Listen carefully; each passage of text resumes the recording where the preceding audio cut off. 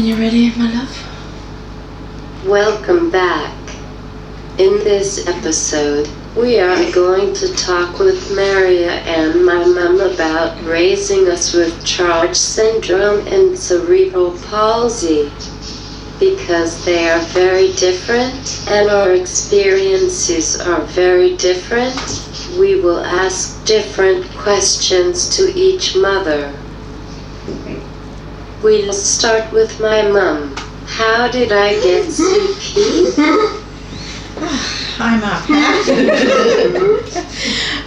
Well, actually, it was quite interesting that one of the tricky parts about finding out that you had cerebral palsy, so maybe we should just explain what it means first, is it's basically a brain injury, but it's called cerebral palsy when it happens usually from birth or in the first 12 months.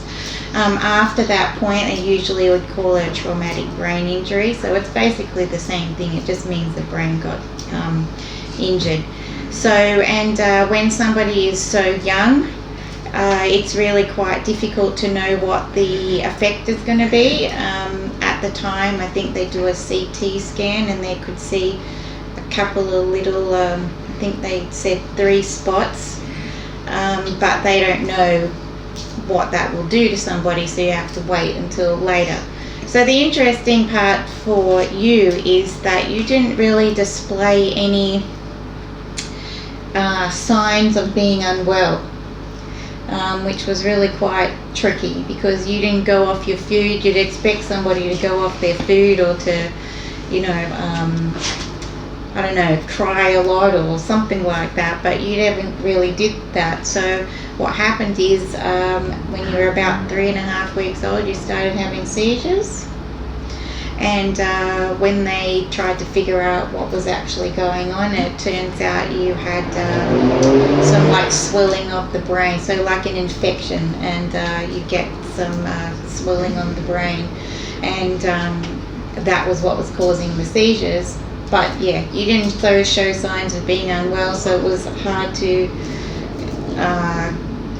take you sooner because we didn't know that you were actually sick. And interestingly enough, even while you were being treated, you still didn't actually ever go off your food. You were still eating like nobody's business, and I have to go into the little nursery thing and just be getting out all these bottles of food, and they're like, geez, she's hungry again. I'm like, I don't know. So yeah, you never really acted like a unwell baby. So it was interesting. Yeah. So you stayed in hospital for, I think, about, I don't remember now, two weeks maybe, something like that, 2-3 weeks. Then it was well, go home and see what happens type of a thing. So yeah, that's kind of what happened. How was it like raising Ellen with her dad having dementia? Well, Maury's dementia didn't become obvious until Ellen was probably in her teens. It was obvious for quite some time that there was something that was different, but he was a very brilliant man, and I just always assumed he probably had Asperger's or something because he was a mathematician, and we all think mathematicians are a bit weird. But he, sorry, I do. Anyway, his behaviour was always a bit difficult to manage, but he was always devoted to Ellen, and he only ever had her best interests at heart. And the really good thing I can say about him was that he stuck by her. An awful lot of men, in my personal experience, don't hang around when there's a disabled child in the mix. But Maury was a really good man, and he did so. And the dementia made things, when he was formally diagnosed with dementia, it was almost a relief, because then we knew what we had to do to look after him as well as look after Ellen. But until in that period of maybe 10 years when things were gradually getting worse, because his dementia was as a result of an autoimmune disease of the brain, and it took a very long time for it to become obvious what was going on. These days, now, young men who in their 30s who display the symptoms he was displaying in his late 30s or early 40s are tested for this disease. They know what it is and they can treat it. But back then, when Maury was a young man, they didn't know. And so he could have been, had he got it as a young man now, he'd be treated, and the onset of the disease would probably have been put off for 30 or 40 years, but not the case now. So it was difficult, but I got really good at multiple tasking.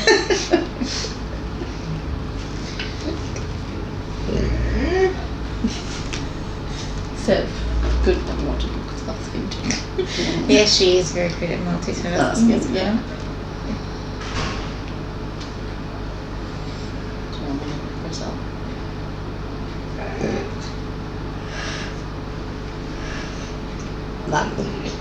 You were single for a bit of my life, as things unfortunately and fortunately for me, things didn't go well with my father. How is it like raising me as a single parent? Wow. A challenging question, huh? I suppose, as you say, fortunately and unfortunately, it actually was a bit easier raising you as a single parent for that period that I did. As your father had some other things going on for him, that just meant that it was, much more challenging to try to deal with those things as well.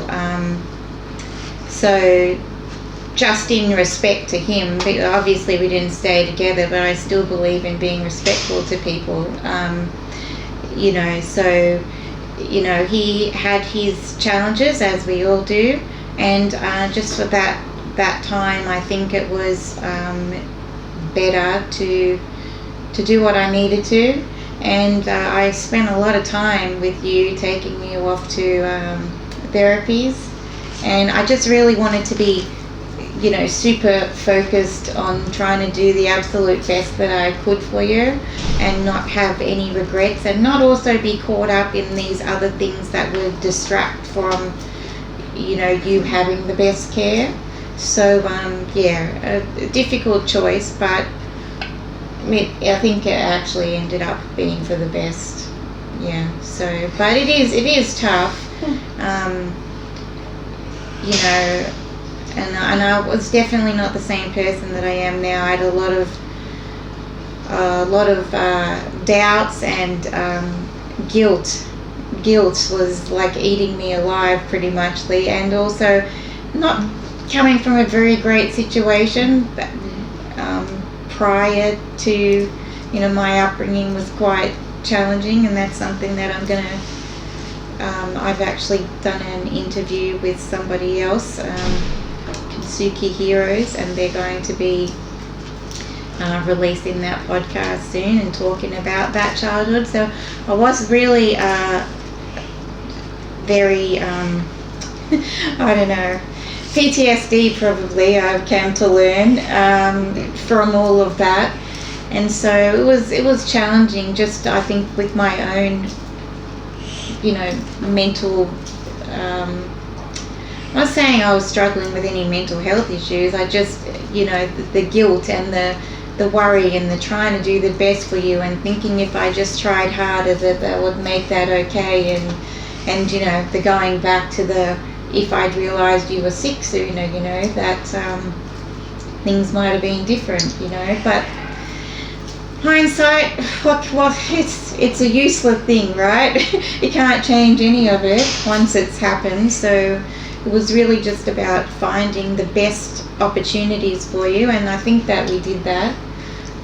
So yeah, I think that you were better served in that situation, no matter how hard it was. This is a question that you both can answer. What were the reactions of professionals like OT, teachers and doctors? Okay, maybe I'll start then. I don't think, and also remember at the time I was 20 years old, and I've always looked way younger than I am. So if I actually took a photo, and maybe I'll give it to you, and I'll give you the photo of me holding you as a baby, and I look like I'm 13. Mm-hmm. So I kind of struggled with people not taking me seriously because I did look so young. So that was a struggle. I felt like there wasn't a lot of information. It was really a case of, here, go home and we'll see what happens. And it was actually when you're about 4 months old and the other babies that we were around had started doing things like, picking up toys and, rolling and stuff, and then it just hit me one day and I can feel it. It was just this cold feeling and I thought, oh my God, something's actually wrong. So yeah, sorry. So yeah, just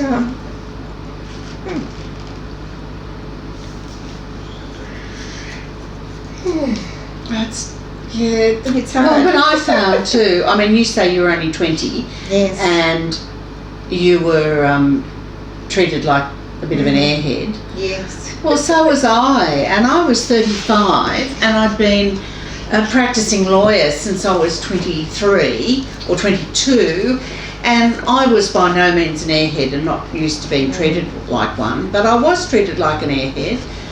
The teachers didn't, and the OTs didn't, but the doctors did. And I developed a strategy in dealing with doctors where we had this wonderful, absolutely fabulous teacher of the deaf-blind called Rob Last, who's still a dear friend of ours. And I used to take him to meetings, specialist meetings with me, because they persisted in there was one particular surgeon, Hugh Martin, who was a lovely man, but he would not believe that Ellen was as bright as I was telling him she was, because it was clear from age dot, that Ellen was really bright and responsive, and we started teaching her the Tadoma method of signing, which is for deaf-blind people where you actually sign on the hands. And I'd tell him this, and you could see the pitying expression on his face. So I thought, okay, I'll get you. And I made Rob come to a few meetings with me. And when Rob confirmed that Ellen was indeed very bright and worth putting effort into, suddenly he believed it, and so did the others. And suddenly they were prepared to do more than they perhaps otherwise would have been prepared. And that doesn't happen now, but it's certainly when you guys were born, which is 30 odd years ago, it was very definitely the case. And women were not paid any attention to, and I found that a lot with other mothers at the hospital as well, that there was, I'll never forget, there was a little girl when we were still at Royal Princess Alexandra Hospital in Camperdown. We were in a big long ward called Hunter Bailey, and opposite us was a girl, when Ellen was about 4, was a little girl Aboriginal girl who was born, is it anencephalic? She didn't have much of a brain. She had like a brain stem but no brain. And there was a paediatrician came in one day when I was sitting with Ellen with a group of medical students, and he was standing round the bed saying, oh look, how I didn't race across and punch him, I don't know. He was so sexist and racist and dismissive, saying to these medical students, oh look, you know, there's nothing there. She's a vegetable. There's absolutely nothing there, but the family gets benefits from her, so they persist. He actually said that, and they probably could have felt the daggers coming across the room for me. I still get angry thinking about it now.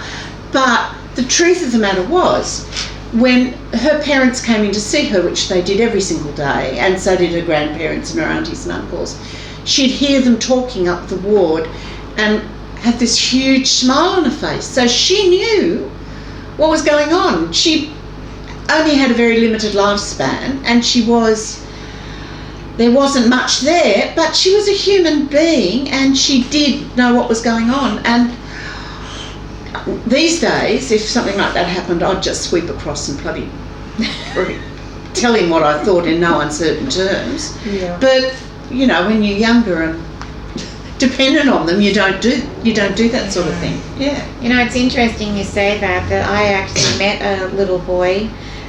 There were some people I know, their son had the same condition.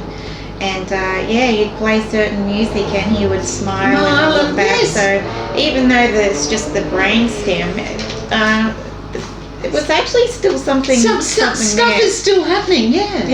Still a person who felt things. Yes. But, and who knows what they understood? Because if they recognised their parents' voices, how do you know they weren't understanding what you were saying about them? Exactly. Yeah. So. Yeah, sorry about that. I just, it hit me. I try never to think about these things, but going back to the OTs and the teachers, I will say that we were very fortunate at the time that what was called the Spastic Centre, but is now Cerebral Palsy Alliance, had started a program they called PIP back then. And it was PIP. I've forgotten actually what it means now. And I'm just waiting for your face when I say this, but they were doing conductive education. See, I knew that was going to happen. And so we were very fortunate to get into that program. It was a 3.5 hour, 3 times a week, where you would actually try to retrain the brain by doing certain exercises and including, you know, feeding yourself and all of that. We actually met some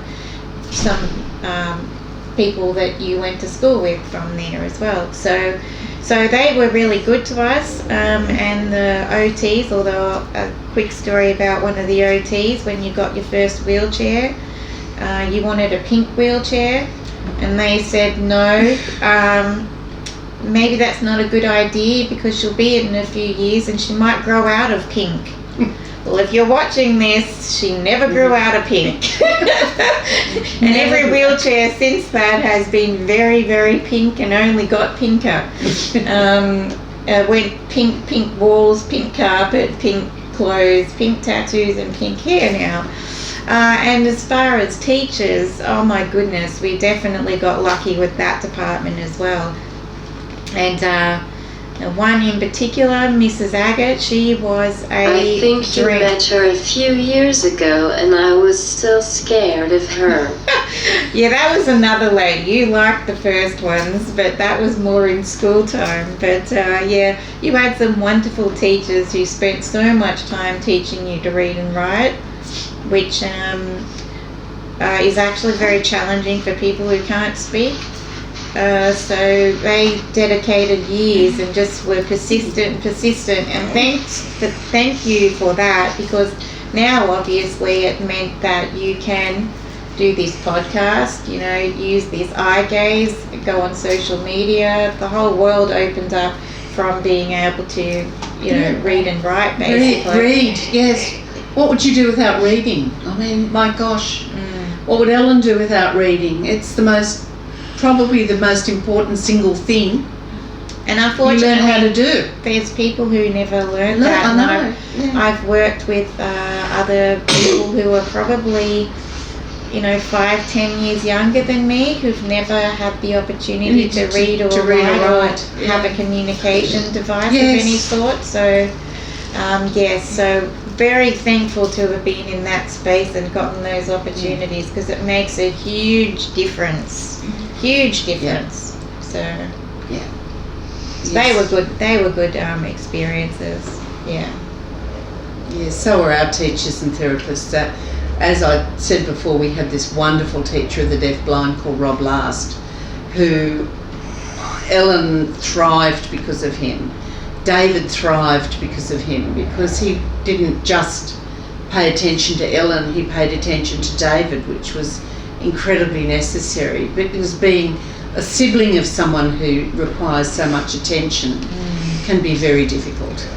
So. Yes, and hopefully you'll be talking to some of those people, because it's a different experience for them as well, I think. Yeah. If Hamish is open to it, well, it's good to talk to him about growing up with Seb and stuff. But we don't know if Hamish is open to it. Oh, you never know, right? He might surprise us.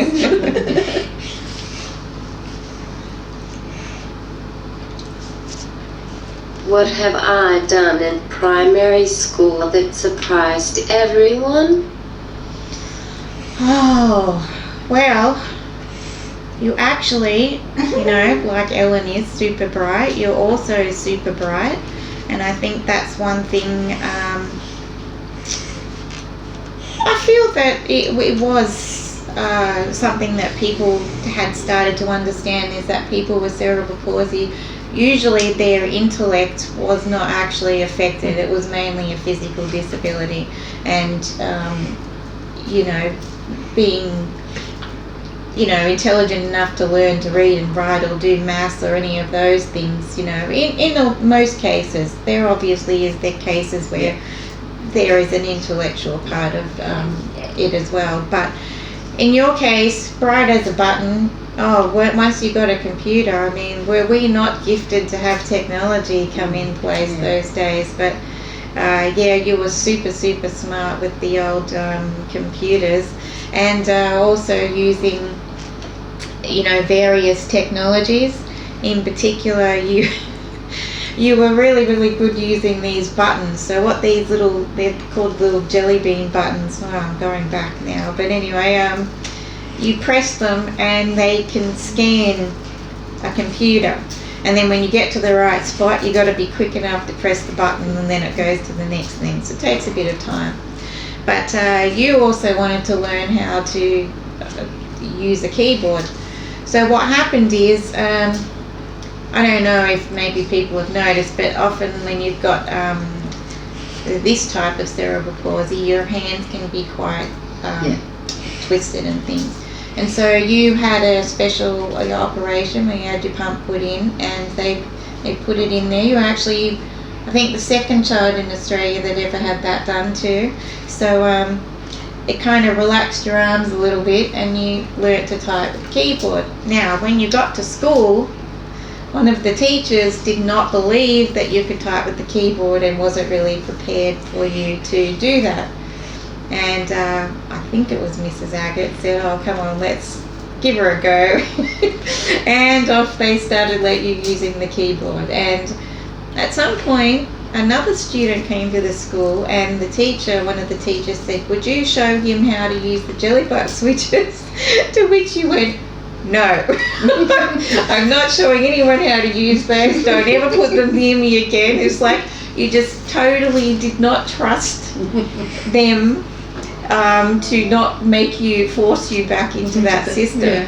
I suppose one of the strangest things was your ability to communicate without any of the devices. And somebody I knew, you was the mother of one of the kids you went to school with, and I had spoken to her, and I said, "Oh, I heard that your child had been unwell. Sev told me." And she just looked at me and said, "How did she tell you?" And I said, "You know what? I actually don't know. I just know that she just tells me these things, but I'm not sure how." And it's kind of always been a little bit like that. Sometimes I think, honestly, you're putting thoughts into my head. It feels a little bit like that. Because you were very good at communicating even before any of the letter boards and picture boards and the iPads and the communication devices and phones. So yeah, you were quite exceptional at doing that, and I'm not sure how. I think it's just facial expressions. Yeah, Like, I body language. Yeah, I think, like- yeah. Because I always feel I know what Seb's saying, and you know, even I obviously not word for word, but I get the general communication. I think, yeah. And the same for Christy. If you know Christy, same for her. I get with her what she's on about, even though she can't speak. Yeah, and Ellen does too. I think, don't you, Ellen? Yeah. You straight away did. Knew what you were saying with facial expression. Yeah. It would be like now, like she'll just look at me and like do a little head movement and it's like, and that's, I love you. Yeah. So I just go, I love you too. Like I know that's her side for I love you. So. But she's also good at ordering us around too. Like, let's be honest, you've got like a little nod of the head this way, and it's like, yes, Spice, I'll go put whatever on or get whatever you want to hear. Yes, dear. Pretty much. Communication is much more than just language, though, isn't it? I mean, Yeah. You know, you can really. You don't even realise that you're taking in a whole spectrum of signals that are coming towards you. Yeah, it's definitely. But yeah, it was strange. It's definitely a lesson in learn about communication, not always just being words. Yes. Yeah. Definitely. See, she's giving the eye already. Let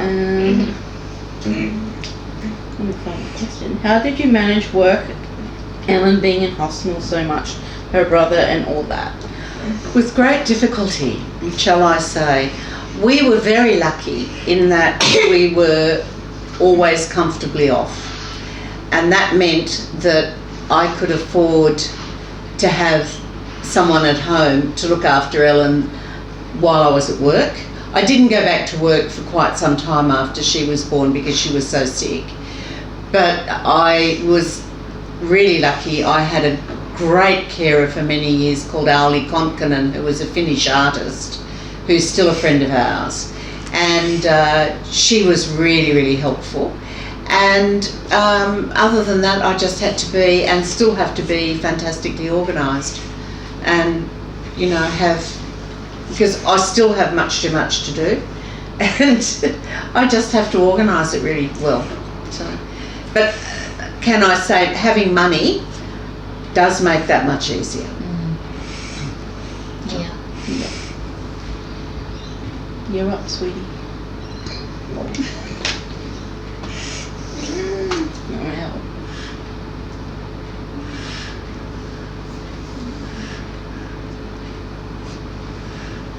Can you both list the important people who have played a role in our lives? Like family and friends, teachers and support workers? So many people. So many people. Most people, you know, the great majority of people are really good and really keen to do the right thing and really supportive. Not everybody, but most. And Ellen is so lucky. She's had so much positive input from so many people, from family and from friends and from strangers and from carers and support workers and doctors, and you know, Ellen and I too really are the sum of the people who have helped us, you know, and you just, I could name everybody, but you'd be here for 6 months probably while I named everyone. There are so many more people who've helped than hindered. Few people have hindered, but really not many. we've been very lucky. I'm glad that happened. I don't think I feel the same in our situation. I feel that I feel like I had to learn to cope really well myself. And unfortunately, I guess a lot of the people that were in similar stage, like that you went to school with, their families were in a similar situation where family wasn't particularly helpful, and in fact more of a hindrance, yeah. Just because I guess whatever was going on with them, or not knowing what to do, not understanding the situation. So, I mean, I guess for a time, you know, we had some good, you know, times with my sister and her children, and oh gosh, it was really tough because I guess my brother and sister were a lot younger than me too, so they were still children. So they there wasn't a lot they could do. I suppose there was the teachers, like the school, were really, really good. Some of the OTs were really good, and I feel like sounds a bit strange, but I feel like I actually grew up with you, and that being in this situation forced me to become a stronger, more resilient person, because I had to stand up for myself and for you, and I guess just not get run over. And I think I did all right. I think I've come out on top of all of that.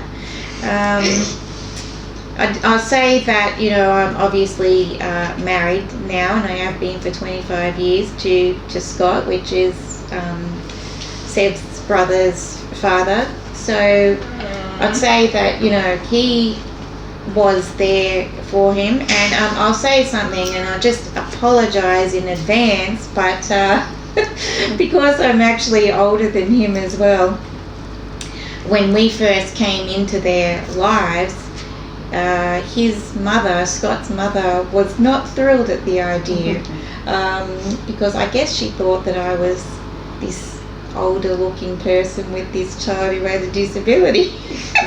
And then after she met me, apparently she's like, "Who's that? Are you been going out with somebody else?" He goes, "No, that's the same person." But anyway, you know, she's I feel like she's been a pretty good support, like even though you know, we kind of came into their family together, I think that she's always been really good to us, and to you, as well as to Hamish, and that she's always treated you as her granddaughter as well, which I really, really appreciate. That's been quite good. And yeah, and I suppose now, I mean, if we just fast forward a little bit, obviously we've got different family relationships, and you know, you've been able to actually help my dad, you know, with his social media, so that's been quite interesting. And yeah, I think that we just kind of stumbled our way through, really, and just got lucky with a few people. Yeah.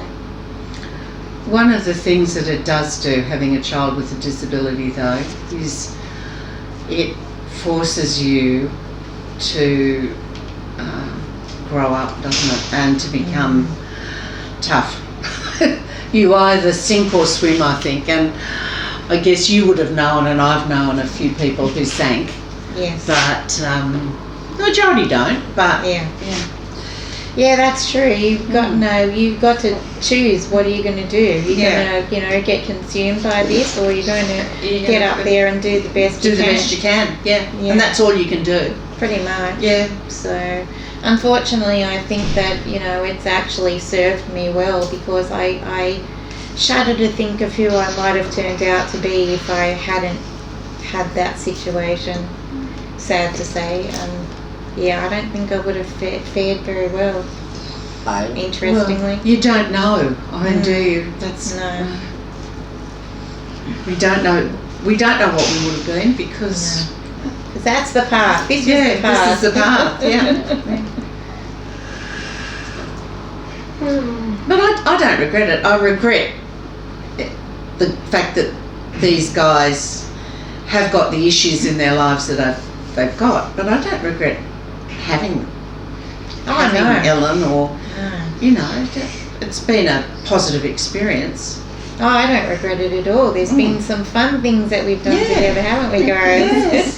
In fact, you two have forced me out of my comfort zone many a time and helped me go on some very interesting adventures I probably wouldn't have been brave enough to do anyway. She fiddles. Sorry, she drives me mad fiddling.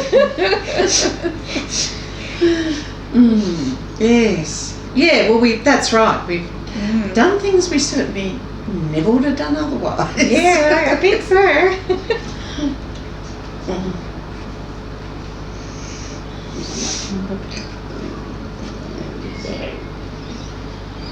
Can you both share a few stories from primary school and high school? Any fun ones? Primary school.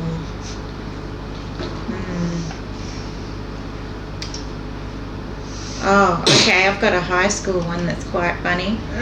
Yeah. This one here is quite stubborn and doesn't like to miss out on things. So I'm not sure if it's still the case, but it was a little bit customary to, when it was a sports day, that we, the children in the support units were encouraged not to come. So hopefully it's not the case anymore, but it was the case then. And so there was a swimming carnival and most of the kids didn't come because they were encouraged not to go. But Sev here, she was like, heck no, I'm going. And then proceeded to get taken in the pool to swim all day long with total attention on her, and even scored the free chips from the canteen that somebody decided to give you. So it was impossible to keep her home from school. She would chuck a big tantrum if I said, you're too sick to go to school. She'd be like, no, I can go. I'm like, oh yes, you're staying home, missy. So yeah, she really did like school, but yeah, she was good at making her presence known. And she'd already had pink hair by then too, so that made her stand out even more. Yeah. Well, Ellen loved school always, but did an awful lot of her schooling in the hospital schools because she was so frequently in hospital. How long did we work out that you spent in hospital in total? 2 or 3 years, what is it? Wasn't it longer than that? It was 5. Maybe 5 years in hospital in total. And that doesn't include recently. That's just while she was at school.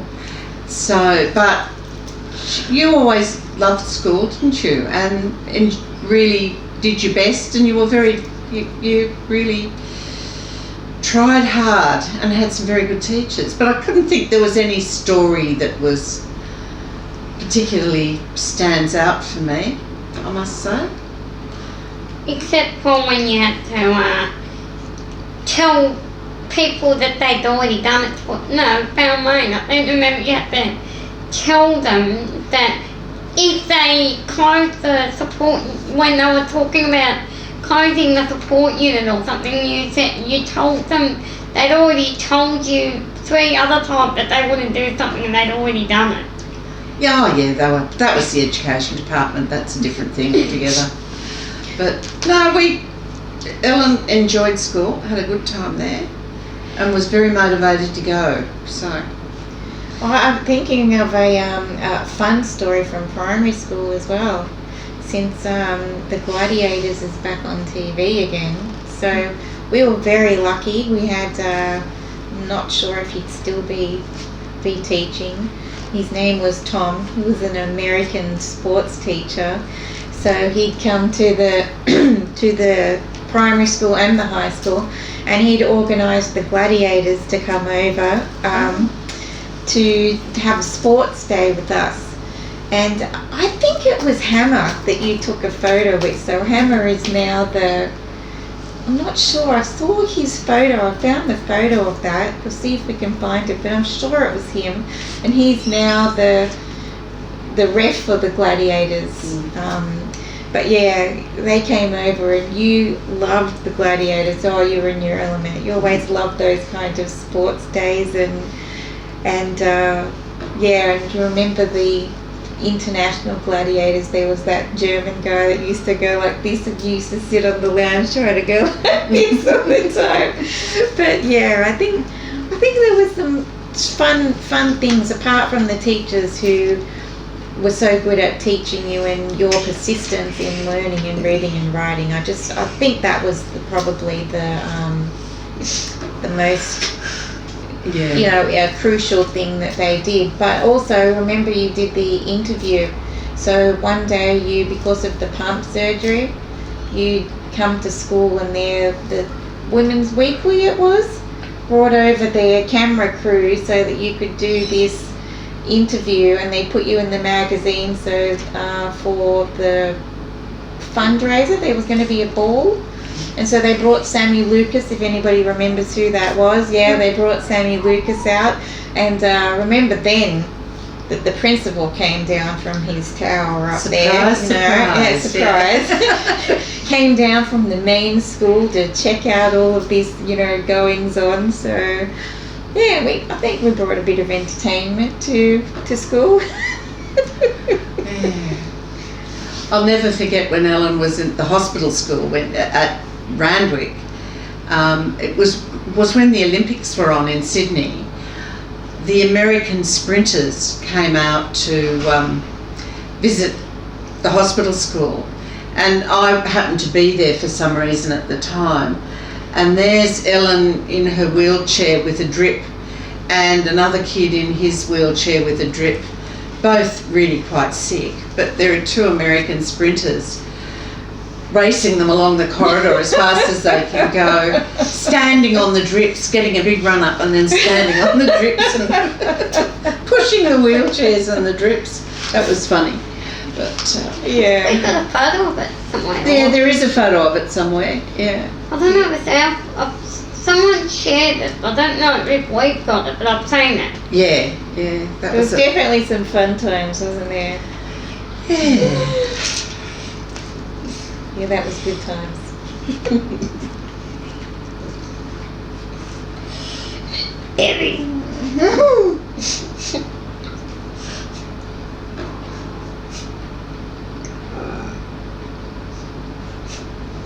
What did Sally McLennan, our favorite teacher, nickname me in high school, and what for? Oh dear, yes, Miss Sally. Miss Sally named you, hang on, let me get it straight, Goldilocks. Because, I totally forgot this, you named you Goldilocks because if you think of Goldilocks, Goldilocks doesn't like things to be too soft, and she doesn't like things to be too hard. They have to be just right. But just right. And you just reminded me, like, Seb's are definitely a just right person. Like, my phone's not right, and you move it like 0.5 millimeter. Oh, that's just right now. Like, seriously? Or, no, just move that. No, that's just right. That's just. So I actually thought that was a perfect nickname for you. I had not thought of it, but yes, Goldilocks for just right. Yeah. Unfortunately, you also learnt to swear in high school too, didn't you? Learn how to spell the F word, which I can't even say, but see, that soap in the mouth when you were a kid, you can't swear, still to this day. Doesn't stop that for you, can't you? No, I don't know how it went wrong there, but Yep, that's what she called me. Ellen, you mentioned that you would like to share a story about her helping you. Would you like to share that? Well, one time towards the end of my time at Blackwater, she decided she had a car, and she decided that we all needed to know about our disability. One of the people in the court unit at Balmain had died, so she thought, she wanted to know that we all understood what we have and what other people have. And then I told her that I had just joined the charge group, and she said that we'll keep going and keep joining the group and keep being a part of it, because you will keep learning and you can eventually help other people. And it's true, I still do. She was a pretty good teacher, and she isn't around anymore, but I know she's proud of it somewhere. Thank you, Ellen. She was a great teacher. Unfortunately, she passed away in 2022, so I got what she called me tattooed, as she has played a major part of my high school experience, as well as Ellen. She would only have been young, wouldn't she? Yeah, she was like, wasn't she in her 60s or something when she passed? Yeah. Yeah, she was younger than me, that's for sure. Yeah. Do you remember Ruth? Yeah. Yes. Yeah, she's got cancer of the mouth. Oh dear. Poor thing. And I told Seb about that. and her partner Steve died of cancer a few weeks ago. It's a Oh, bit sad. dear. Yeah. The lungs and they're everywhere. I've Yeah. got to say that's the unfortunate part of not having a disability, but I guess for you guys going through school it was really quite difficult. I think you mentioned earlier, Ellen, losing Lots of friends. losing friends, usually the ones who have cystic fibrosis, or Yeah. muscular dystrophy. Mm. A lot of the boys, it's been Yeah. quite difficult.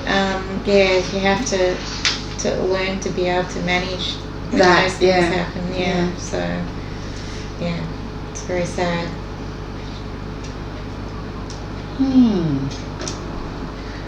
Thank you to our mothers for sharing your experiences with us. You're The welcome. next episode is going to look a bit different. We are doing it on Zoom. Like, comment, and subscribe. Stay pink and yellow. Bye. We'll try.